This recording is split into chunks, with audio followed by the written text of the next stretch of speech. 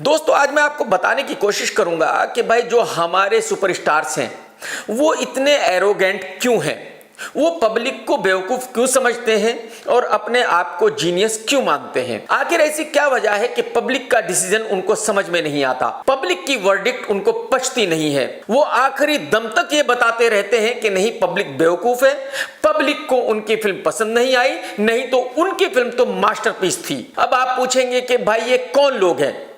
देखिए अगर आपको याद है तो एसआरके की फैन बहुत बड़ी फ्लॉप फिल्म थी। उसने तकरीबन 60 से 70 करोड़ का लाइफ टाइम बिजनेस किया था। अजय देवगन की शिवाय बहुत बड़ी फ्लॉप फिल्म थी।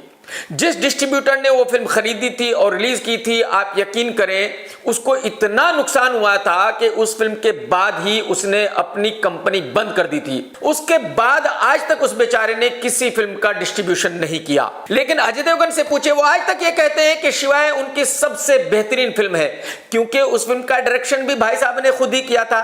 तो वो कैसे मान ले कि उनको डायरेक्शन नहीं आता, वो कैसे मान ले कि उनको कहानी के बारे में कुछ पता नहीं है।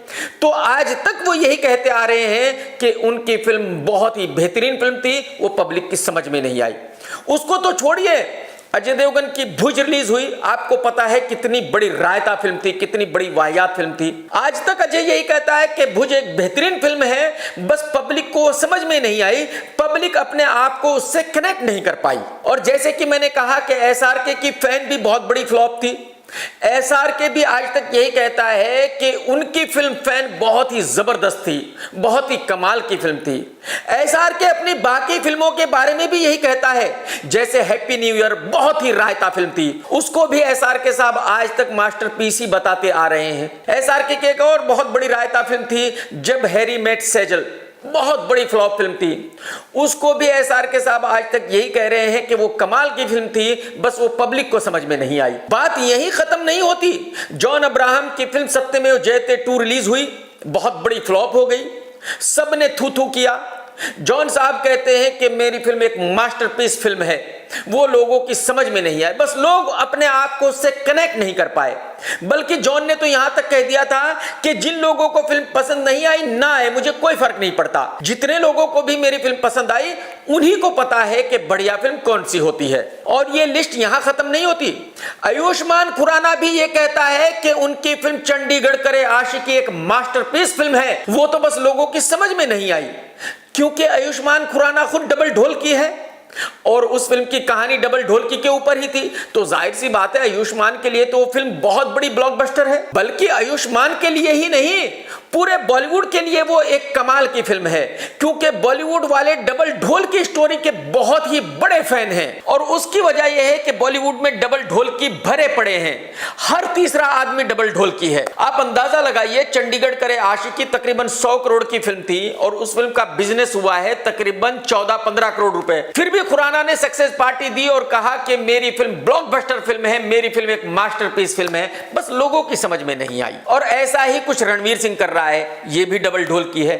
रणवीर कहता है कि भाई 83 फिल्म लोगों की समझ में नहीं आई, कोई बात नहीं, ये एक बहुत ही बेहतरीन फिल्म है, ये एक ऐसी फिल्म है जो सदियों में एक बार बनती है। बिल्कुल सही कहा रणवीर भाई, बिल्कुल परफेक्ट कहा आपने। ऐसी वाहियात फिल्म रोजाना थोड़ा ही बनती है, ये तो सदी में कभी एक ही बनती है। और रणवीर सिंह ये भी कह रहा है कि मुझे लोग बहुत अप्रिशिएट कर रहे हैं, लोग मेरी बहुत वाहवाही कर रहे हैं और मैं बहुत खुश हूं कि कुछ ही लोगों को ये फिल्म पसंद आई, लेकिन पसंद आई। ज्यादा लोगों को पसंद नहीं आई, या ये कहूं कि ज्यादा लोगों को फिल्म समझ में नहीं आई, कोई बात नहीं। इस फिल्म के डायरेक्टर कबीर खान भी यही कह रहे हैं कि इस फिल्म को जज्बातों से बनाया गया था, इस फिल्म का पैसों से कोई लेना देना नहीं है। अरे भाई, अगर फिल्म लोगों की समझ में नहीं आई तो कोई बात नहीं, फिर भी जितने लोगों की समझ में ये फिल्म आई वो इस फिल्म को देख रहे हैं और मैं बहुत खुश हूं कि लोग मेरे काम की सराहना कर रहे हैं। तो मैं रणवीर और कबीर दोनों से ये कहना चाहता हूं कि भाई साहब, आपको सराहना मिल गई, आपकी वाहवाही हो गई, आप उसकी एक ट्रॉफी बनाइए,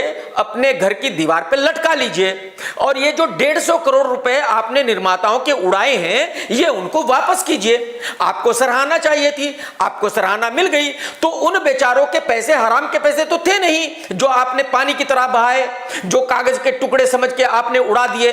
आप अपना मकान दुकान बेचिए और अगर थोड़ी भी शर्म है तो वो पैसे वापस कीजिए निर्माताओं को। वो इसलिए क्योंकि आप ही कह रहे हैं कि फिल्म का पैसे से कोई लेना देना नहीं है तो वो आपके बाप के पैसे नहीं थे, आपको पैसे लौटाने पड़ेंगे। आप अनिल अंबानी साहब को पैसे लौटाइए और उनसे माफी मांगिए। उनको कहिए कि सर हमारी वजह से आपका नुकसान हुआ है, ये लीजिए आपके पैसे, हमारी सराहना हो गई है, हमें लोगों ने बहुत इज्जत बख्शी है, हमारे लिए उतना काफी है। इस बारे में बताने के लिए और बहुत कुछ है, लेकिन जितना मैंने बता दिया है इससे आप ये समझ जाएंगे कि जो ये बॉलीवुड वाले हैं ये अपने आप को जीनियस मानते हैं। अरे भाई साहब, आप फिल्म अपने लिए तो नहीं बनाते हो, आप उस फिल्म को घर में रिलीज करके अपनी फैमिली मेंबर्स को दिखाने के लिए तो नहीं बनाते हो, आप फिल्म बनाते हो पब्लिक के लिए। तो अगर आपकी फिल्म पब्लिक को समझ में नहीं आई, पब्लिक को पसंद नहीं आई, तो इसका मतलब यह हुआ कि आपकी फिल्म अच्छी नहीं है। फिर ये किस बात का एरोगेंस है, फिर ये क्या वाहियात हरकत है कि पब्लिक को फिल्म समझ में नहीं आई लेकिन आपकी फिल्म मास्टरपीस फिल्म है। जब आपकी फिल्म उसी पब्लिक को पसंद नहीं आई जिसके लिए आपने बनाई थी, तो आपसे बड़ा बेवकूफ कोई नहीं है। आप अपने आप को जीनियस कैसे कह सकते हो? और यही एरोगेंस है, यही इनकी हठधर्मी है जिसकी वजह से बॉलीवुड 95% फिल्में फ्लॉप बनाता है। आप अंदाजा लगाइए, 100 में से इनकी 95 फिल्में फ्लॉप होती है, फिर भी अपने आप को जीनियस कहते हैं, फिर भी इनको शर्म नहीं आती है कहते हुए कि हम जीनियस हैं, हमें सब कुछ पता है। अब मैं आपको बताता हूं कि आज के फिल्म मेकर्स और पहले फिल्म मेकर्स में क्या डिफरेंस है।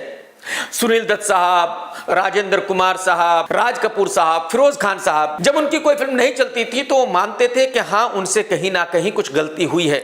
मैंने राज कपूर साहब का एक इंटरव्यू देखा, जब पत्रकार ने उनसे पूछा कि आपको अपनी सबसे ज्यादा अजीज फिल्म कौन सी है, तो उन्होंने कहा कि मेरा नाम जोकर मेरी सबसे पसंदीदा फिल्म है। लेकिन वो फिल्म पब्लिक को पसंद नहीं आई थी और फिल्म फ्लॉप हो गई थी। और जाहिर सी बात है उसमें कुछ ऐसी खामियां होंगी जो मेरी समझ में नहीं आई थी, जो पब्लिक को समझ में आई, इसलिए पब्लिक को वो फिल्म पसंद नहीं आई और वो फिल्म फ्लॉप हो गई।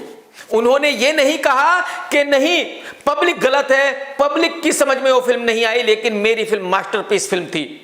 राज कपूर साहब ने कहा कि मेरी फिल्म मेरे लिए एक बेहतरीन फिल्म है, लेकिन उस फिल्म में जाहिर सी बात है कुछ गलतियां हुई होंगी, कुछ कमियां होंगी, इसी वजह से पब्लिक ने उस फिल्म को नकार दिया था, इसीलिए वो फिल्म फ्लॉप हो गई थी। और दूसरी तरफ आज के घमंडी फिल्म मेकर्स हैं, अगर इनकी फिल्म फ्लॉप हो जाती है तो ये कहते हैं कि नहीं इनकी फिल्म तो बेहतरीन फिल्म है, बस पब्लिक बेवकूफ है, पब्लिक की समझ में नहीं आई, जिनके लिए इन्होंने फिल्म बनाई उन्हीं को समझ में नहीं आई। और जबकि ये कहते हैं कि इनको सब कुछ पता है कि पब्लिक को क्या पसंद है, इनको तो लगता है कि कुछ भी बनाएंगे, कुछ भी दिखाएंगे, कोई प्रॉब्लम ही नहीं है, पब्लिक अपनी मेहनत के पैसे खर्च करेगी और इनकी फिल्म को जरूर देखेगी। मैं बॉलीवुड वालों से यही कहना चाहूंगा कि पब्लिक की इज्जत करना सीखिए। अगर एक फिल्म पब्लिक को पसंद नहीं आई, पब्लिक का जो भी डिसीजन है उसको मानिए। आप ये कहने से छोटे नहीं हो जाएंगे कि भाई हमारी फिल्म में कुछ कमियां थी जो हमें समझ में नहीं आई, हमने एक ऐसी फिल्म बनाई जो पब्लिक को पसंद नहीं आई